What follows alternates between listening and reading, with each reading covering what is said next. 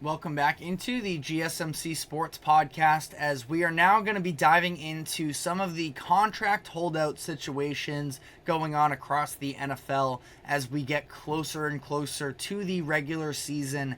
And we have a very interesting situation going on in New York with the Jets, as Haason Reddick, who they just made the trade for just a few months ago in March, traded a conditional third-round pick that could even become a second-round pick based off of playing time, that it has been a bit of a disaster up to this point, and he has been unable to really be reached for the Jets.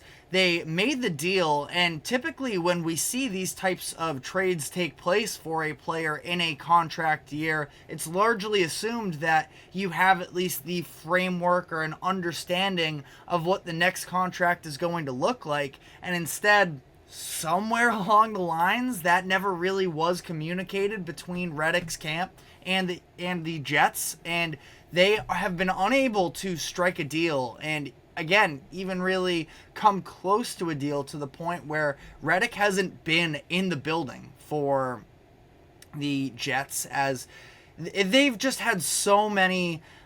I don't know if they're all off the field, but the Jets have had a number of different distractions over the past couple seasons, and having this type of drama is probably the last thing that Robert Saleh wanted heading into what could be a make or break year for him. You can sort of debate that on your own, whether or not that's fair. I kind of see both ways. There seems to be a lot of dysfunction, obviously, which is what we're talking about right now with the Jets, since things have all come into play here. But Saleh has also coached the Jets to be, one of the top defenses in the league these past few years. So I find it a little bit hard to fully blame him for everything that's going on right now. And, it just seems like the Jets can't really seem to catch a break at this point. But Reddick, he's a very talented player when he is on the field, a former first-round pick in 2017, and he is coming off of back-to-back Pro Bowl seasons. He was All-Pro second team in 2022. He's emerged as a very consistent double-digit sack type of player, with 11 sacks last season, 16 in 2022, and he's been at that double-digit mark for every season since 2020, and he's done so for 3 different teams. So that talent level has been able to hold up for him among these different destinations, but for whatever reason, him and the Jets just can't see eye to eye on this. So it's super unprecedented for a player to be traded in a contract year like we were talking about, and just have completely different ambitions as to what the contract number and the extension is going to look like. What makes this all that much more complicated as well is the fact that the Jets just had Bryce Huff on the staff last season, and they decided that it wasn't directly a part of this deal with Reddick, but after Huff has this breakout season for the Jets last year, ends up having 10 sacks, that they were comfortable letting him go, which I can understand. Huff had obviously the 10 sacks jump off the page for him, but especially when you look at his overall production level, it's not like he was necessarily on the field quite as much as that 10 sacks may really lead you to believe. That, I think he only played in at least 50% of their defensive snaps in 4 or 5 of the games last season. I think it was 5 specifically that he even hit 50%, never played more than 56% of defensive snaps for the Jets last year in any individual game. So, again, I sort of supported them in the idea of, you let Huff sort of walk in free agency. He goes to the Eagles. So, again, not that it was a one-for-one trade, but it kind of opened the door as well for Huff to head to Philadelphia along with the Jets' third-round pick. And now it seems like Jets might not even get anything out of this deal. Now, I think that that's probably a little bit dramatic. Eventually, if I'm the Jets, I'm not going anywhere in terms of, letting Haason Reddick off the hook a little bit and having this third-round pick just get away from them for nothing, because at this point, the value is going to be diminished. For Reddick as well, yes, he's a good player, but he is also, at this point, 29 years old, turning 30 in September, and it's not like he's somebody that I think is going to garner this massive deal that he seems to be expecting. Again, I'm not sure. Obviously, his agents have to be a lot more tuned in, and they would know more accurately what the market looks like, but especially, I don't think that Reddick can sit out this 2024 season and then see himself anywhere close to the top 20 highest paid pass rushers next year. That's at least in my own opinion. But it's all so weird the way that this has played out for them. And again, it's an unfortunate knock for the Jets. Do I think it will ultimately have an impact on their season?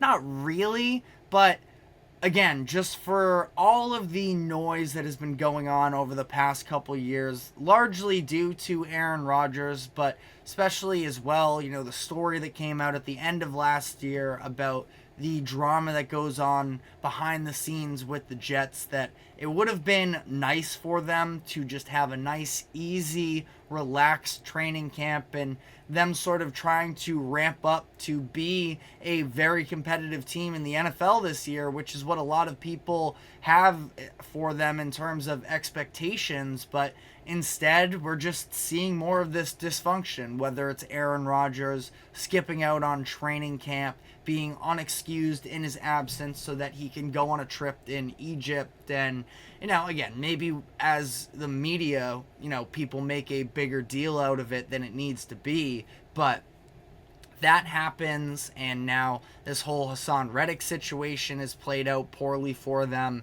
So it's just been a very kind of loud offseason, which is almost the last thing that the Jets needed after last year obviously being a disappointment, and understanding that at some point soon, as much as I think that Robert Saleh is an excellent defensive coach especially, that at some point the Jets have been investing into this team and they just haven't hit those expectations yet. But that being said, if Aaron Rodgers is a league average quarterback, then the Jets can probably still make the playoffs. They do have a very talented defense, whether Haason Reddick is there or not.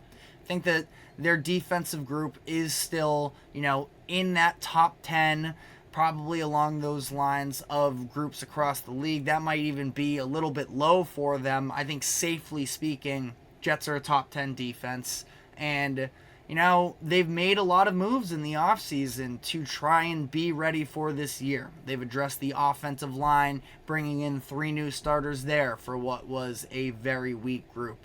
They bring in Mike Williams as well this offseason out of the buyout market, and that for a player for a 1-year deal, that's, if he's fully healthy, that is a steal in Mike Williams, and that's just your number 2 wide receiver behind Garrett Wilson as well. So this is a Jets team that has a lot of roster talent.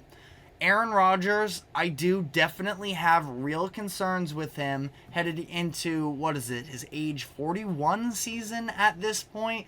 And we've gone through the history of quarterbacks age 40 or older on this show before. Don't want to rehash that whole debate.